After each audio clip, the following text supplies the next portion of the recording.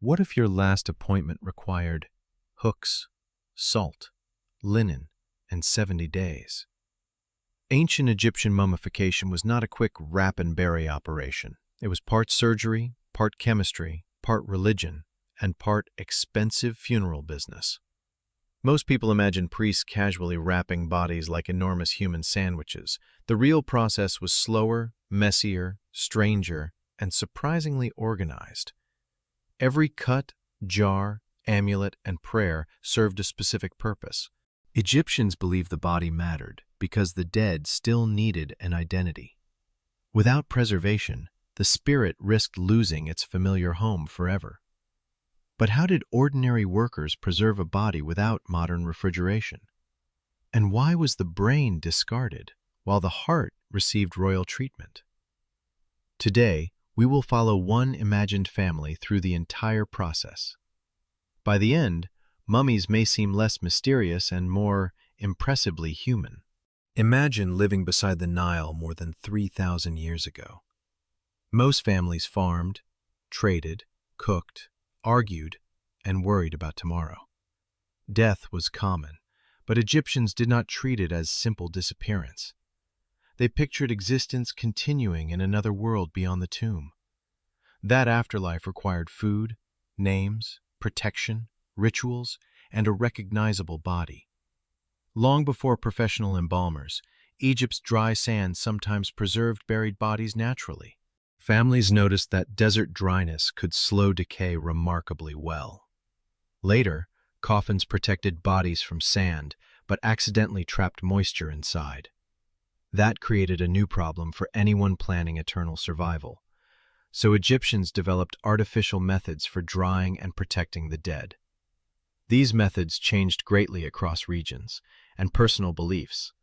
There was never one perfect procedure followed identically throughout Egyptian history. Royal mummification became elaborate, while poorer families used simpler alternatives. Even then, status did not guarantee that every mummy survived well. Now meet Hori, an ordinary grain accountant from a busy town.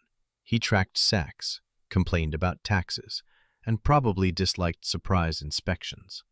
When Hori dies, his family faces grief and immediate practical decisions. How much preservation can they afford without selling their entire household? Funeral services worked much like a marketplace, with several quality levels. Ancient writers described embalmers showing families wooden models of available treatments. The finest package involved organ removal, careful drying, oils, resin, and wrapping. Cheaper methods skipped steps or used less expensive materials and labor. Some bodies were simply wrapped and buried in favorable desert conditions.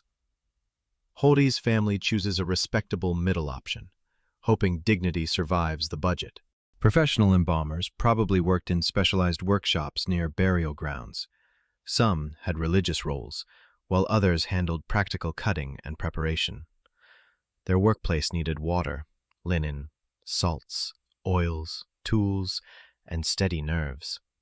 It also needed privacy, because decomposition does not respect ceremonial schedules. Egyptians often connected embalming with Anubis, the jackal-headed protector of cemeteries. Priests wearing Anubis imagery may have supervised important ritual moments. Still, most workers were probably skilled specialists rather than mysterious magicians. They understood drying, odors, materials, and the dangers of trapped moisture. The whole preparation often lasted around 70 days, including ritual waiting. That long schedule gave families time to prepare coffins and tomb goods. It also gave embalmers time to transform Hori into a durable ancestor. First, workers receive Hori's body and confirm the chosen treatment. They place him on a sloped embalming table built for drainage. The body is washed, perhaps using water and aromatic cleansing liquids. This washing is practical, but it also carries ritual meaning. Next comes the famous brain removal, although practices vary considerably. A worker inserts a narrow instrument through a nostril toward the skull. The tool breaks delicate internal tissue without removing the face. Then, softened brain material is drawn or drained through the nose. Embalmers changed techniques, made mistakes, or followed different local traditions. Why remove the brain when modern people consider it essential? Egyptians usually treated the heart as the center of thought and character. The brain apparently seemed less important during most mummification traditions. Afterward, attention turns toward the organs inside Horty's abdomen. A specialist makes an incision, commonly along the body's left side. Herodotus claimed the cutter was ceremonially chased and insulted afterward. Scholars debate how literally that dramatic report should be understood. Through the opening, workers remove organs vulnerable to rapid decomposition. The lungs, liver, stomach, and intestines usually receive separate treatment. The kidneys were often left behind, possibly because they were difficult to reach. Most importantly, the heart usually remains inside Horty's chest. His family believes it will testify during judgment in the afterlife. In the famous weighing ceremony, the heart faces the feather of Ma'at. A balanced heart suggests a life aligned with truth and order. A heavy, guilty heart risks destruction by the fearsome Amit. That makes leaving the heart inside seem like a serious decision. Removed organs are washed and dried using natron and other materials. Natron is a naturally occurring mixture of sodium salts from dry lake beds. It absorbs moisture and creates conditions hostile to many decomposing organisms. During some periods, organs were placed inside 4 canopic jars. Each jar became associated with one of Horus's protective sons. Human-headed Imseti guarded the liver during its dangerous afterlife journey. Baboon-headed Hapi protected the lungs from spiritual and physical harm. Jackal-headed Duamutef watched over the stomach inside its container. Falcon-headed Kebeb-Senuef protected the intestines with divine assistance. Later embalmers sometimes returned preserved organs directly into the body. Some tombs still included symbolic jars, even when those jars were empty. Ancient funeral equipment could become traditional long after its original function changed. Now Horty's empty body cavity requires cleaning before serious drying begins. Workers rinse it with aromatic substances, possibly palm wine and spices. They may add resinous materials that discourage moisture and unpleasant odors. Then the body is covered or packed with large quantities of natron. Horty remains drying for many days under controlled workshop attention. Nobody simply abandons him beneath a salt mountain and takes vacation. Workers must judge whether enough moisture has left the tissues. The complete funeral preparation often followed a roughly 70-day framework. During this interval, Horio's family prepares mourners, offerings, and burial equipment. Craftsmen paint his coffin with protective images, names, and sacred formulas. Meanwhile, embalmers check whether fingers, toes, and facial features remain stable. After drying, Hori looks shrunken rather than peacefully asleep. That appearance creates another problem for workers promising recognizable eternity. They fill body cavities with linen, sawdust, mud, or other packing materials. Different eras used different substances, including resins and aromatic plant matter. Padding may restore cheeks, limbs, and the general shape of life. Sometimes artificial eyes or packed linen improve the face's appearance. This is less glamorous than magic, but much closer to careful reconstruction. Next, workers apply oils and resins across Hori's dried skin. These substances soften tissues, add fragrance, and create protective coatings. However, too much oil could damage skin or encourage later reactions. Some royal mummies show darkened, fragile, or damaged tissue from treatment. Preservation was an experiment repeated across generations, not flawless modern science. Now the wrapping begins, and this stage requires enormous patience. Workers use many strips and sheets of linen around individual body parts. Fingers and toes may be wrapped separately before joining larger layers. Arms, legs, head, and torso receive increasingly complete coverings. Resin or gum helps certain layers stick together securely. Hori slowly disappears beneath fabric, but his identity remains ritually protected. Between layers, Priests place amulets chosen for specific dangers. A scarab near the heart could support Hori during divine judgment. The Eye of Horus offered healing, wholeness, and supernatural protection. Other amulets guarded the throat, limbs, organs, or ability to breathe. Not every mummy received the same amulets. Number or arrangement, budget, period, local custom, and family choices shaped the final package. Priests recite spells while workers continue wrapping the body. Some formulas later appeared in collections called the Book of the Dead. Despite its modern title, it was not one standardized Egyptian book. It was a changing collection of spells for navigating the afterlife. Families selected texts according to wealth, fashion, and spiritual needs. Once wrapping finishes, Hori receives a funerary mask or decorated covering. The mask presents an idealized, recognizable face rather than exact portraiture. His mummy is placed inside one or more nested coffins. Richer burials use several containers, while modest ones remain much simpler. Before burial, priests perform the opening of the mouth ceremony. A ritual tool touches the mouth, eyes, ears, and other features. The ceremony symbolically restores Hori's senses for the next world. He can now breathe, speak, eat, see, and receive offerings spiritually. Of course, no observer expected the wrapped body to begin walking.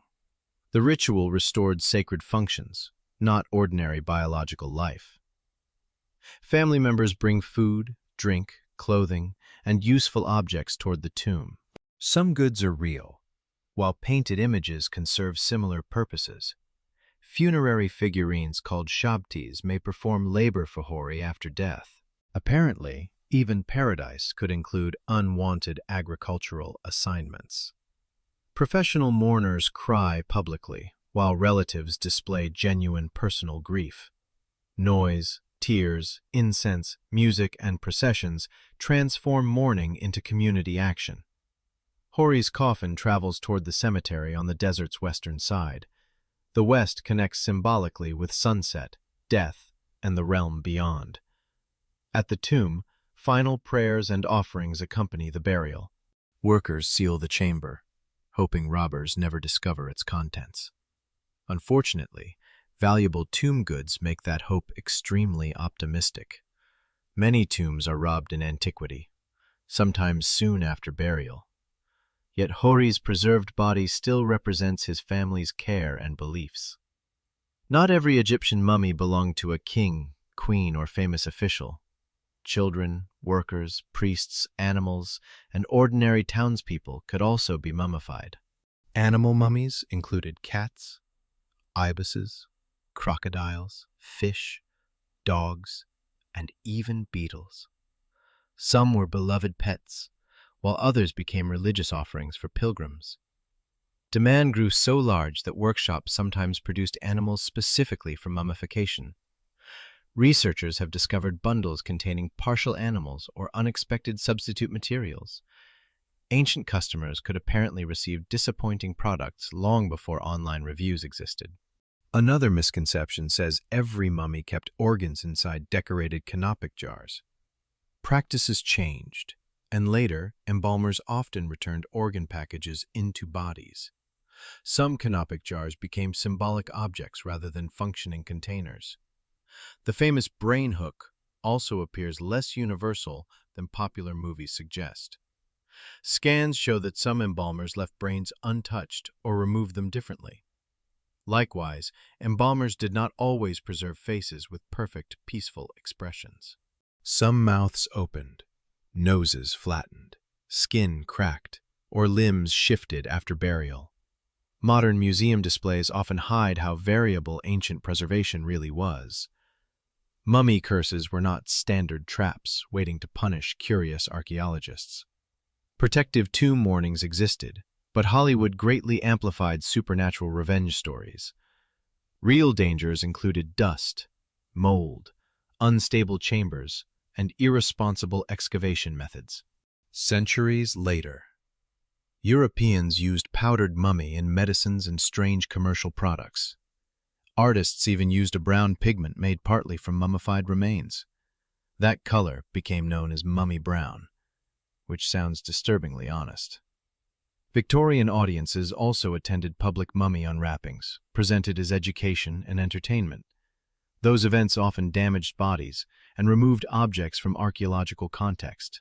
Modern science instead uses scans, chemical analysis, and careful conservation techniques.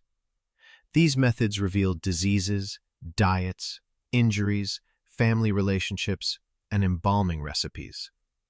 Horty's journey shows that mummification was never merely wrapping a corpse.